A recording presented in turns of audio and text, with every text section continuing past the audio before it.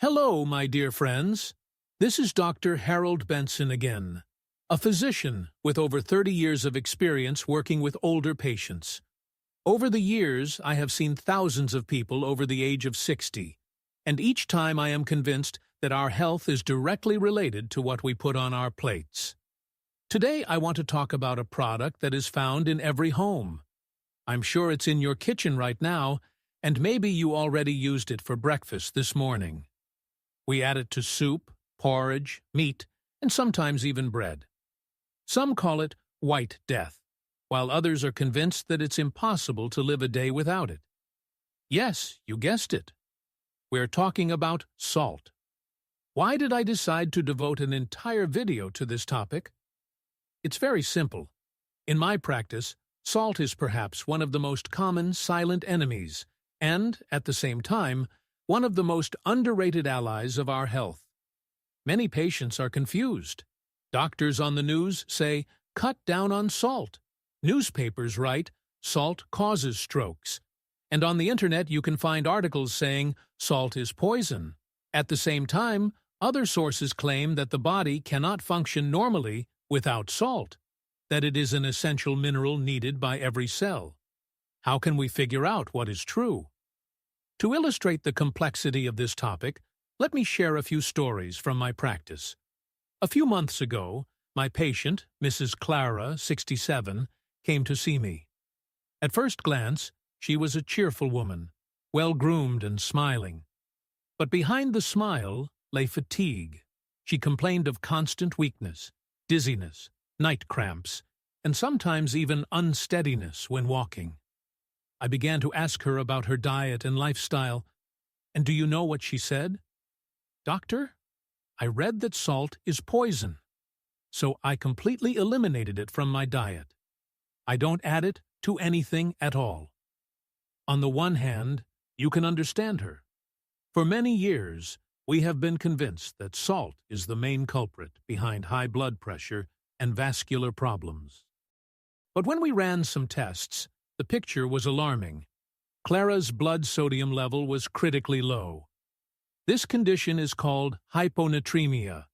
It is dangerous because it can lead to fainting, serious heart problems, and even life-threatening situations. And all this because of an excessive desire to eat healthy food without salt. Now let me give you an opposite example. Just last week, another patient came to see me, Mr. Walter, 72 years old. He is a very active, cheerful man, a former teacher. But he had complaints: severe swelling in his legs, shortness of breath even after walking a short distance, and headaches. When I asked him about his diet, he admitted that he liked to oversalt everything he could: soups, meat, vegetables, even bread. And the test results confirmed this. His blood pressure was 170/100. His heart was overworked, and his kidneys were already suffering from excess salt. Look, two people, two different approaches, but the same result: health at risk. And this is not uncommon.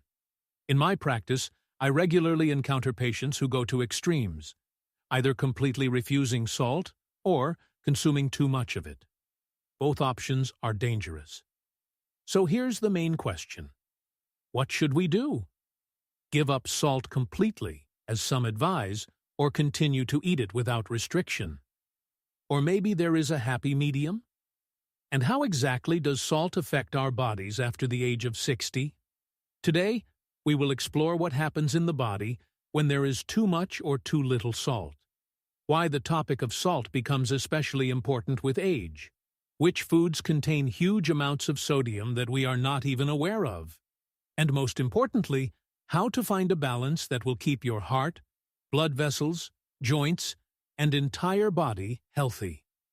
To make it more interesting for you, I will share not only dry facts, but also real stories from my patients.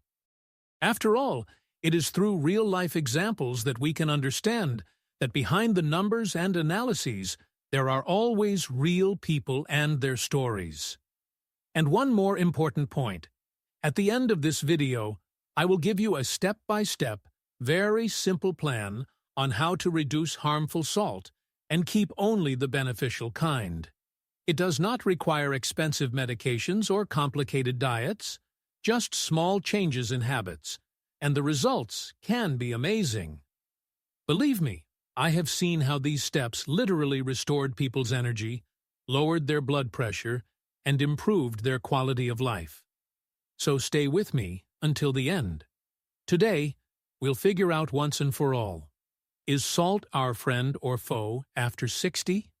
First of all, let's figure out what salt is and why our body needs it at all.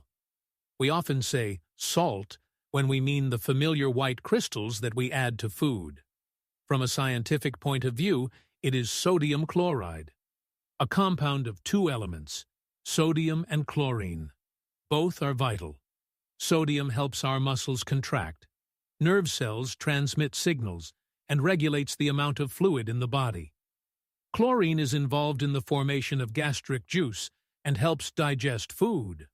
Without salt, as strange as it may sound, humans cannot exist. But, and this is where it gets interesting, it is the amount that determines whether salt is our friend or foe.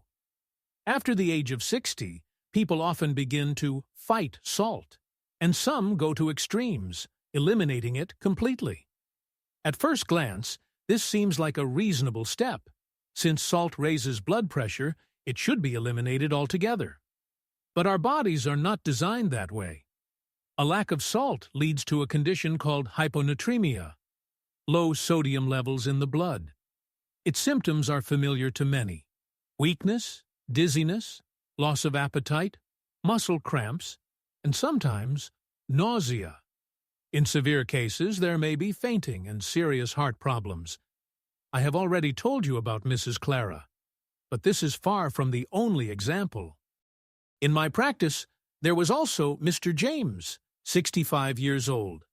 He decided to get healthy and completely eliminated salt, replacing it exclusively with herbs and spices.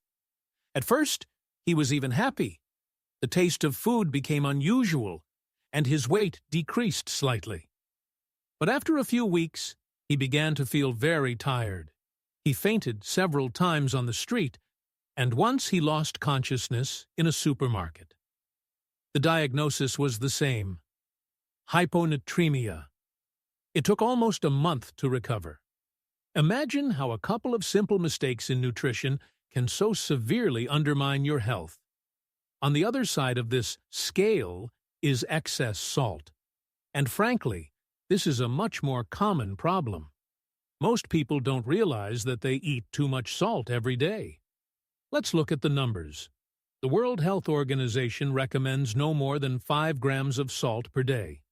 That's about 1 level teaspoon, but studies show that the average person consumes 2 to 3 times more than that. And the most insidious thing is that we often don't even suspect where this excess comes from. For example, a 50-gram piece of bread contains about half a gram of salt. A couple of slices of sausage add another half gram. Cheese, especially hard cheese, can add a gram or more. And if you add soup, salted potatoes, or pasta to that, you'll have already exceeded your daily allowance by lunchtime. After the age of 60, this situation becomes particularly dangerous. Our kidneys are no longer as effective at removing excess salt as they were when we were young. Blood vessels lose their elasticity, and the heart is forced to work harder. The result is high blood pressure, edema, strain on the kidneys, and the risk of heart failure. For some people, this manifests itself as shortness of breath when walking, for others as headaches and constant fatigue. But the root of the problem is the same: too much salt. There is a direct link between excess salt and the development of hypertension. When there is too much sodium in the body, it retains water. The volume of blood increases, which means that the pressure on the walls of the blood vessels increases. Over time, this damages them, makes them less elastic, and increases the risk of stroke and heart attack. The statistics speak for themselves. According to the World Health Organization, approximately 1 in 3 strokes is associated with excessive salt consumption. And for people over 60, the risk increases significantly, as their blood vessels are already tired. Many people think, well, I hardly ever add salt to my food, so there's no problem. But this is a common misconception. We get 70–80 of our salt not from the salt shaker, but from processed foods.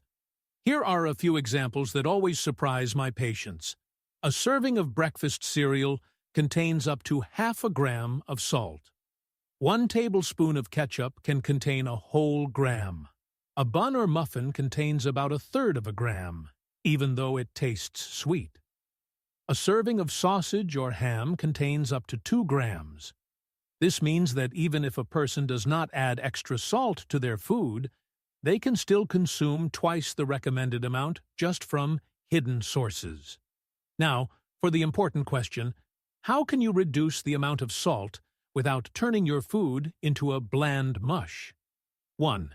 Use spices and herbs: paprika, turmeric, garlic, oregano, basil, rosemary, lemon juice. All of these can bring out the flavor of food more than salt. 2. Try new recipes. For example, vegetable soup without salt, but with bay leaves and dried herbs. Patients are surprised at how flavorful it is. 3. Read the labels. Pay attention to the word sodium. Sometimes a product that seems light contains almost half of the daily salt intake. 4. Choose products labeled low sodium.